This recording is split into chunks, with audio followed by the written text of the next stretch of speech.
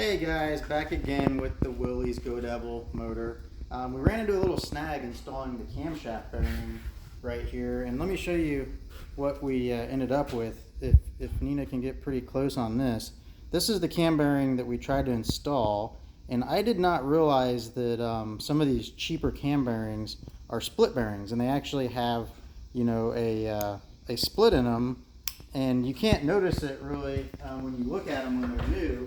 But this is a brand new one of that same bearing, and if you zoom in really close, I don't know if you'll be able to see that. Can you see that squiggly line, Nina? That is a split in the bearing shell that I assume they did for cost. So what I found out after the fact is that, you know, this is not entirely uncommon. I've never ran into it. It's not something you typically see on larger bearings for Ford and you know, Chevy engines.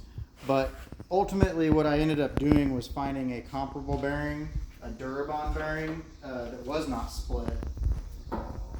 And I've got that already mounted on our installation tool here.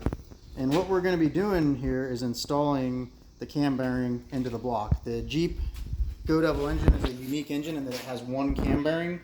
There's no other cam bearing but this front one.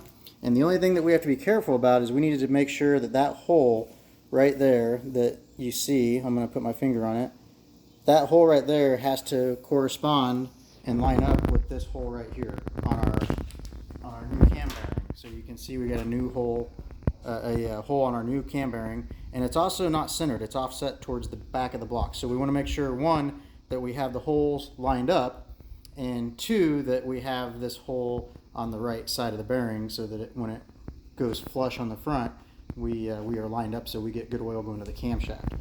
So what I've done is I've taken a paint pen and I've marked as best I could where that hole is. The good news is the hole in the block is much larger than the hole in the bearing, so we don't have to be perfect, but we do want to be as close as possible. And the next step is to mount the bearing onto the bearing installation tool and drive this in.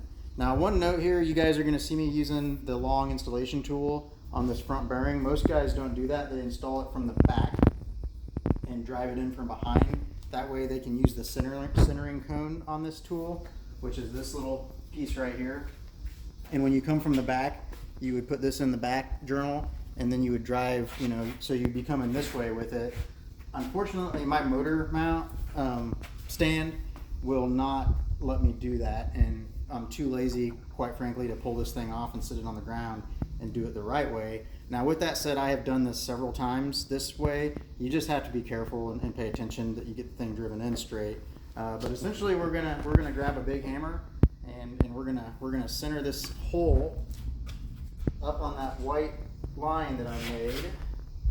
And I'm actually gonna flip this engine over to make it a little bit easier on me because it's hard to see the alignment with the engine in this orientation. So let me get this flipped over real quick. Just take 1 second. Fortunately, the engine's really light and easy to turn over on the engine stand. Pull this out so it doesn't fall out on us while we're driving this thing in. And I'm gonna align this hole with that white mark right there as good as I can. And that looks perfect. I'm gonna put my foot behind the wheel of the engine stand to kind of keep it from walking away. I'm going to give it a couple of taps just to get it started. And then as long as I'm real careful and I hold it kind of in the center, you know, that way if you hold it way out here, you're liable to get kind of sideways with it. But if I hold it in the center, I can start driving this in. And before I get too far, I want to point out that we want to make sure that we go flush with this because the way that the thrust plate on the cam mounts to this engine, we don't want this bearing sticking out at all on the front of the engine. It's okay to be a little bit deeper than it is to be standing proud past the face of the block.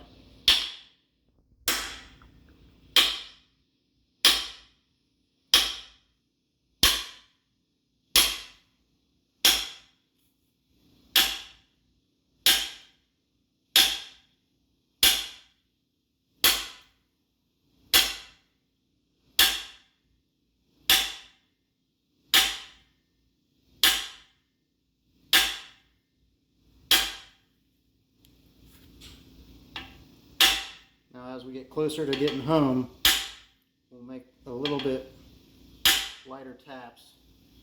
Because like I said, I do not want to go too deep on this. And it's always easy to pull out of the bearing and check to see if you're flush. And we feel pretty good. I think we're just a bit proud there. So I'm going to put this back in, tighten it up, and give it one more tap.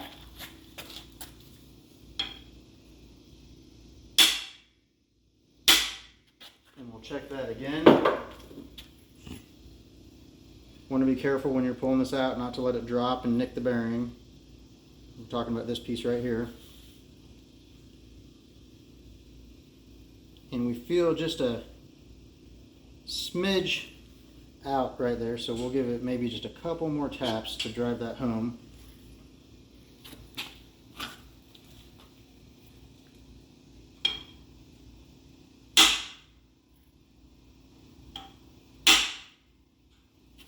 And we'll check it one more time.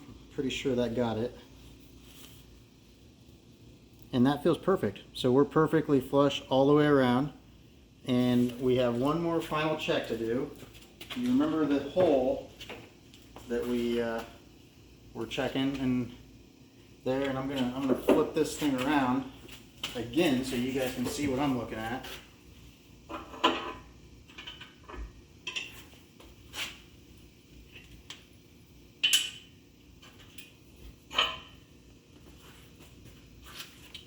So what we're trying to do is make sure that this hole right here is lined up with that oil hole. So when I put this in, see how my Allen wrench goes all the way in?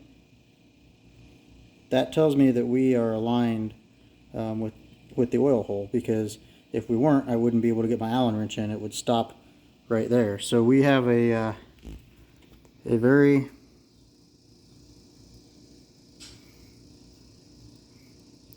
good oil hole there. We're good to go. All right, guys, that's it for the cam bearing installation. Next video will be installing the cam and the tappet, and then from there it'll be the valves, the valve springs, the valve retainers, and the keepers. So that's the next step, and we'll see you guys then. Thanks, guys. Bye.